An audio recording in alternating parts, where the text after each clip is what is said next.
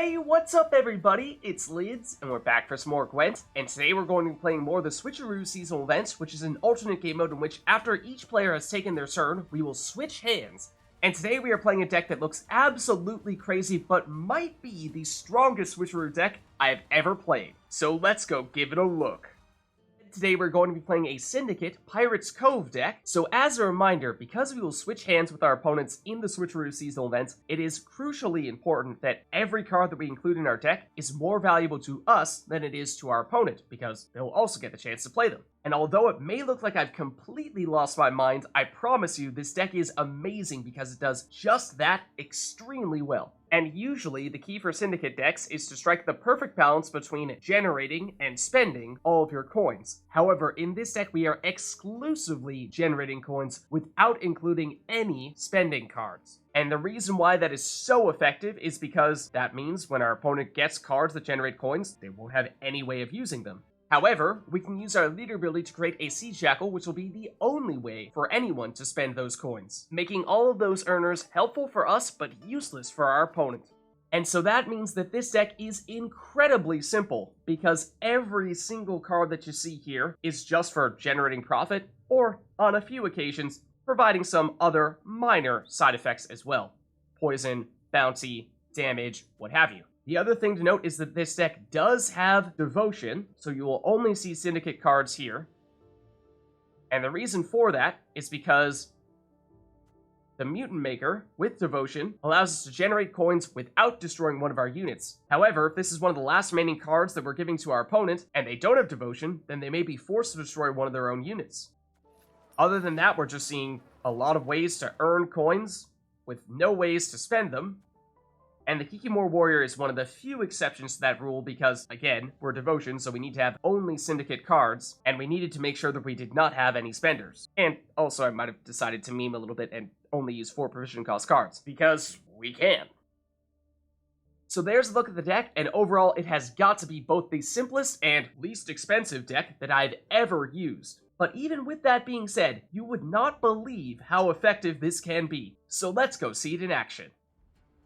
Okay, so we'll be going against Nilfgaard here. And we'll go first. And looking at our starting hand here, I like beginning with the Tax Collector, and then we have a couple of Beggars, so that can work well if we can play them both. And we have one Poison card, but not enough to actually remove anything, so let's try switching that out. And, again, well, that was every single Poison card in our deck, just unfortunately we couldn't get any of them in our hand at the same time. But let's start with the Tax Collector, because that gives us the long-term coin generation. Let's throw the Tactic on it, just to give it the Veil, make sure that it doesn't get shut down. And they'll go with the Phoenix, so that certainly has some carryover value, but it is not worth that many points in this round. And let's see what they have here. So it looks like some Assimilate, and then some other just generally powerful cards like Damien. And especially since our leader ability is so important, that could be a good pickup for us. Could even use Dudu to transform into another Phoenix. Or I suppose Damien if they play him first. But we need to be really careful here because we know they have their leader ability that they could use to steal a 5 power or weaker card, and they have some damage in their hand that they could use to get a card at 5 or lower power. So for that reason, I think we need to start small here and try to bait out that leader ability before we play anything big. In which case, let's start with Imperial Diplomacy. And, oh man. Well, we are now officially a terrible human being. Apparently we're going mill. And we got rid of Letho as well. I'm so sorry. In my defense, it was Imperial Diplomacy. It wasn't me. And then the Witch Hunter is what they'll go with. And it is 4 points, so of all the cards out there, that is one of the better ones in terms of just direct point value, because of course, the coins aren't going to matter to them. And so I think for that reason, we want to try to play as many cards that have direct value as possible, and leave them with only the cards that only generate coins, that way those cards are completely useless to them.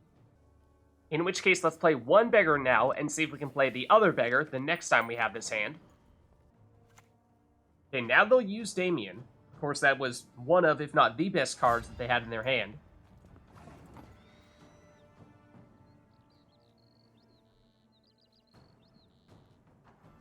And that means that they'll probably look to play that first Enslave as soon as possible, and then of course use Damien to get it back, so that's become even more dangerous. However, that does mean that we could use Dudu to transform into a second Damien. Then again, there's a pretty decent chance they're gonna try to steal this with Enslave, but maybe we force the issue here. Because if they don't immediately seize our Damien, then we may just automatically win at that point.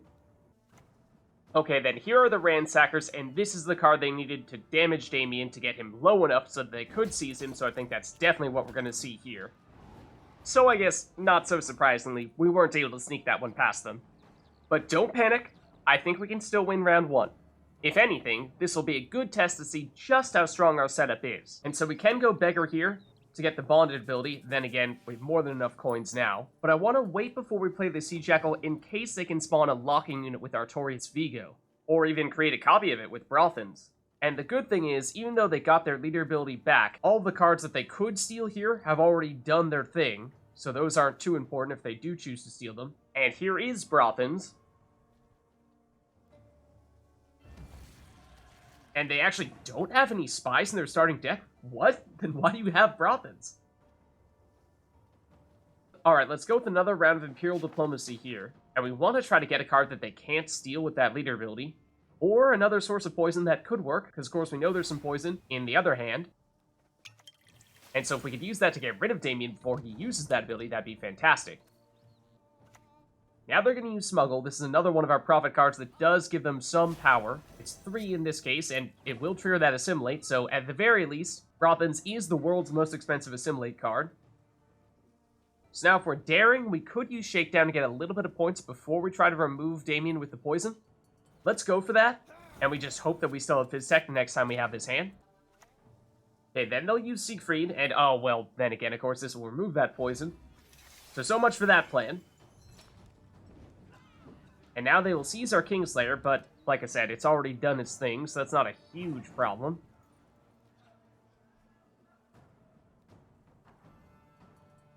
And now Nausicaa Brigade does have a decent target because they do have a unit that's boosted, so let's hit Brothans. And they will use that Fisstech. Of course, that was the card we were planning to use, then they got rid of the poison, so it doesn't matter much anymore. And now that leaves us with just Swindle, but we could use Pirate's Cove here. Of course, we're already at our maximum number of coins. The only risk is that they say use Artorias Vigo to create a copy of a card that could maybe lock it. But let's get it down there and boost it while we have the coins, and then use Swindle to get even more coins. And I think we want to spend a little bit aggressively here because they do still have one more charge of their leader ability. Okay, and so now we see Artorias Vigo. And the Viper Witcher Mentor, I hate to break it to you, buddy, but you're not going to be very impressed. It's just 4 points.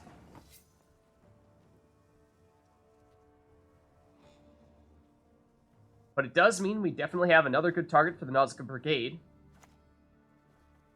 So we can use that on Artorias Vigo to get rid of him altogether. And then we have to ask ourselves, to what extent do we need to boost the Sea Jackal further? Because we already have a lead here, and actually we know their last card is Swindle, which doesn't give them any points. However, they do have Enslave, so if they wanted to, they could seize a 5-power unit. So if we don't boost Sea Jackal, then they could still win this round, so let's make sure that we get a few more points before we pass. And they will use, of course, Swindle. The big question is, do they try using their leader ability? And they do not. So that means we will take the round 1 win here. Okay, so then we draw into the Mutants Maker, which I do like in this situation, because if they don't have Devotion, then they're going to have to destroy one of their units. Shakedown works fine. And then the Kikimore Warrior, I think we get rid of that, because it doesn't give us any profit. Dip in the Pontar could work, but maybe we can do a little bit better, since ideally we'd get a card that only gives coins. But we get the Ransackers. And we kind of have to do the Mutant Maker because we don't have anyone to boost or damage. It is tempting to try to give it to them, but then again, chances are they would just play the Ransackers instead. Then they'll use another Viper Witcher Mentor, and it's the same situation here. Still just 4 points. That's the best you can do.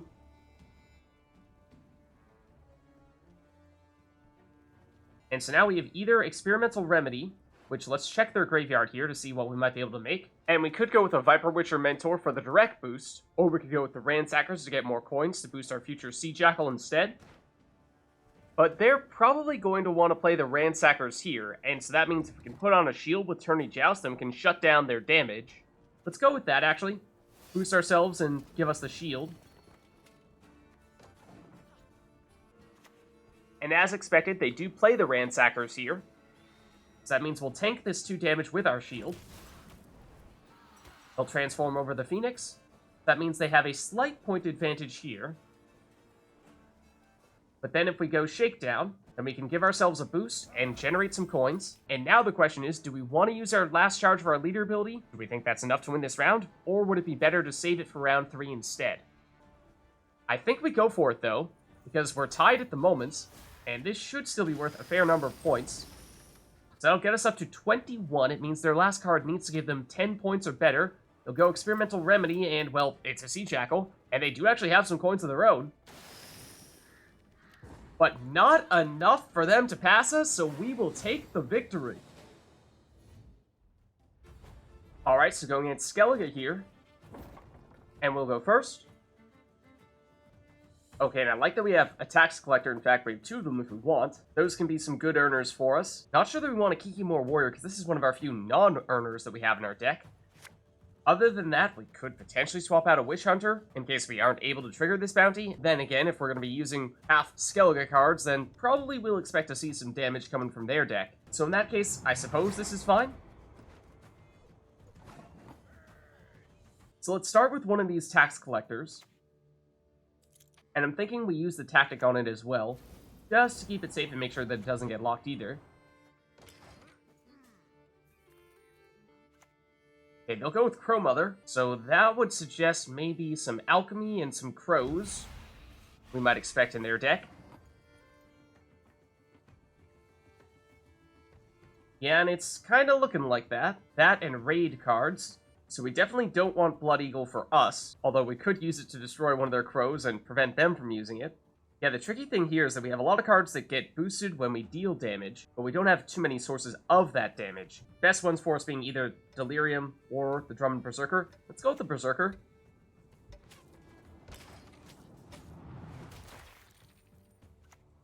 Okay, they'll use our other Tax Collector.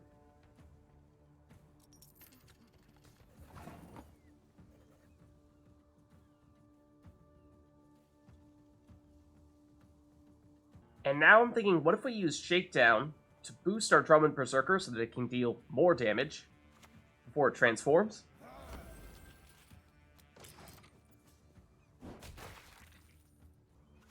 Okay, then they'll go with the Armored Drakkar.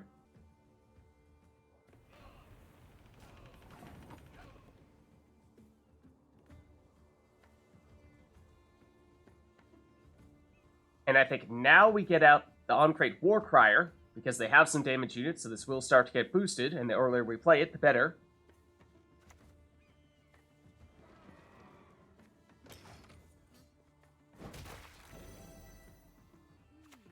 Okay, then they'll use the Fisstech Trafficker to actually poison themselves, it seems, which will give them some coins, although they don't have any way to spend those coins. And that means, at least from our hand, we're going to start to get to the point where we're only going to have cards that earn coins but don't provide any direct points. So I think we take the cards that can still generate points while we still can. In which case, I'm thinking the Witch Hunters might make the most sense. And so let's maybe put a bounty on one of these 2 crows that could get destroyed by our Berserker on this turn.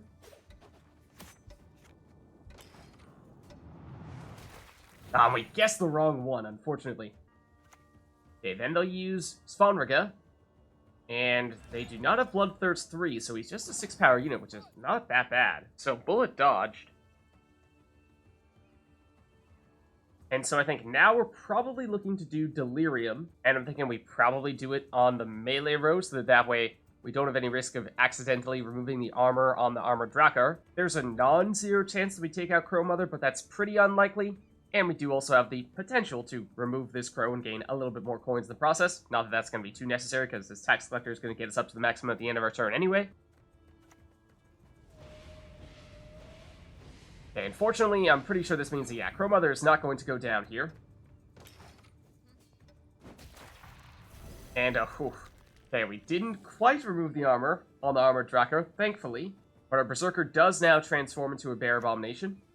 So they'll go with the Witch Hunter, and maybe they're getting the idea here that they should take the points while they can. Much like we did.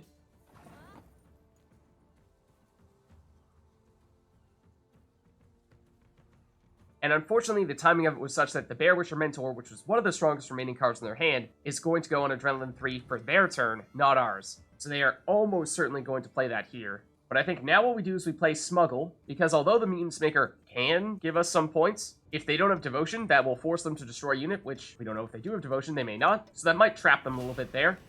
So we'll try to set them up for that. Okay, they will use that Bear Witcher Mentor as expected. We would have loved to have gotten this. But unfortunately, the timing just didn't really work out for us.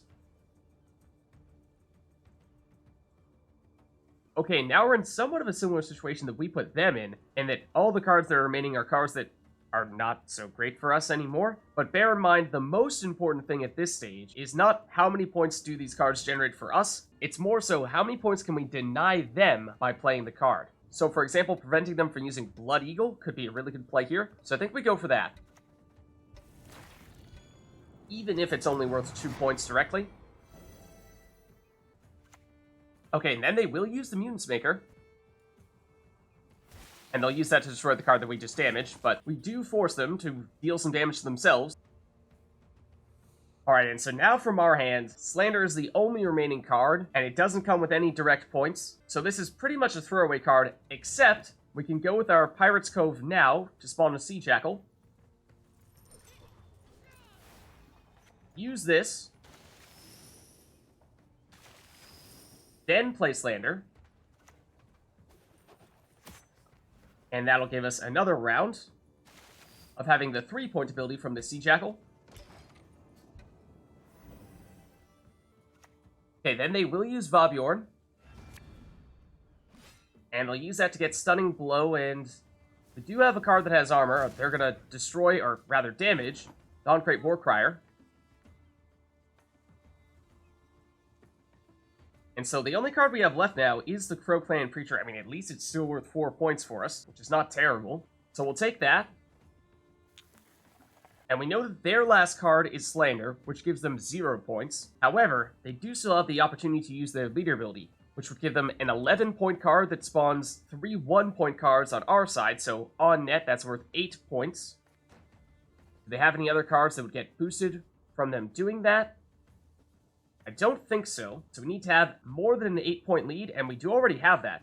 So that means that we shouldn't need to spend any more coins here to boost Sea Jackal. We should be fine, and we can save our coins for round 2 or round 3. So here's Slander. And it'll be interesting to see if they do try to use their leader ability. No, they save it, which is the right move, but it means we will still take the round 1 win. Okay, and so now we get the echoed copy of Blood Eagle, which is not really something that we want, so let's put that back in the deck. And so what we want here is basically just profit and nothing else, because then it is useless to them, but it can still help us with our Sea Jackal. So let's get rid of the Kikimore Warrior in that case. And so because they don't have any units out there, the Ransackers doesn't really work. We don't have any units out there, so the Trafficker doesn't really work. So I think we're going for Smuggle here.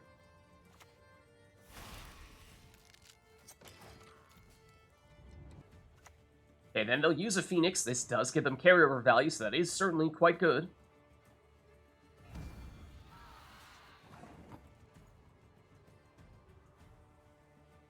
Okay, and now this is interesting. We have Sigdrifa's Right, so we could play a Skellige unit from our graveyard. Do we even have any? We may. We could get the Preacher. That's something, I suppose. It is also an Alchemy card, so bear in mind that that means if they play it, they will get Crow Mother back. In fact, the Strybog Runestone is also an Alchemy card, so that much is unavoidable. Though, taking a look at the Skellige cards in their graveyard, there aren't that many that are good with a summon. So let's go with the Runestone. And we'll take, well, these aren't exactly great either.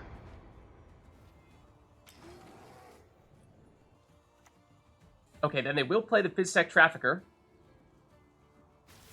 And they do choose to poison themselves for the coins.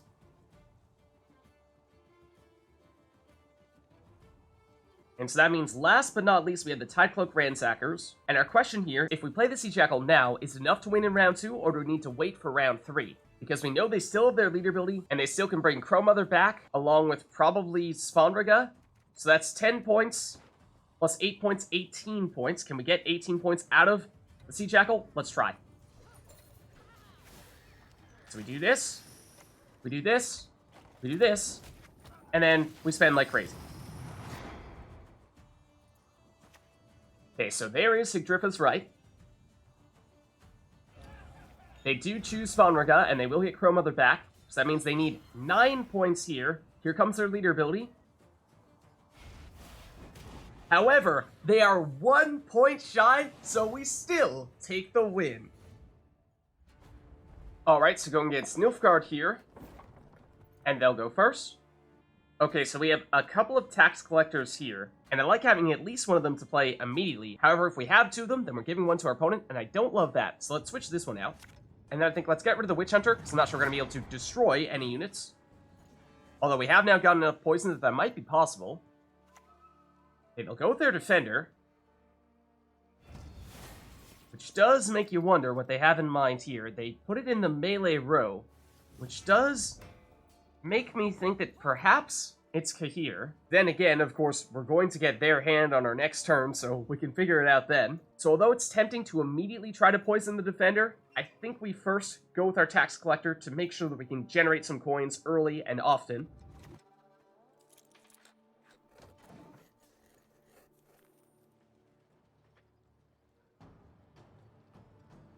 Okay, and so now we see we have a card like Karathi Heatwave that we could use to immediately destroy that Defender. And they'll use Slander on our Tax Collector to give it a bounty. And that will give them some coins.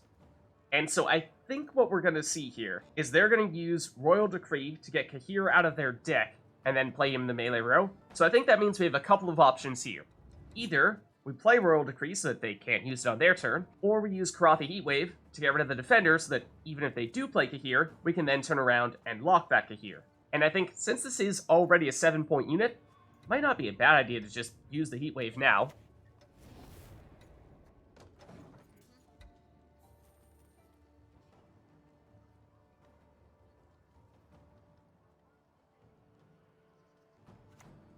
Okay, and so they'll go with Coated Weapons, which will destroy our Tax Collector, unfortunately.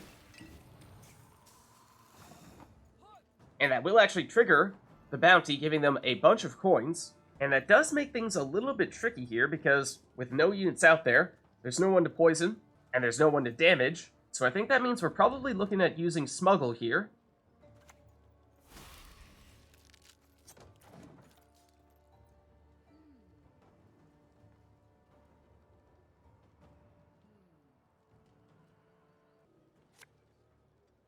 Okay, and so they're using their tactic. Then they'll use their Neuromancy. And with that, they'll get Tibor.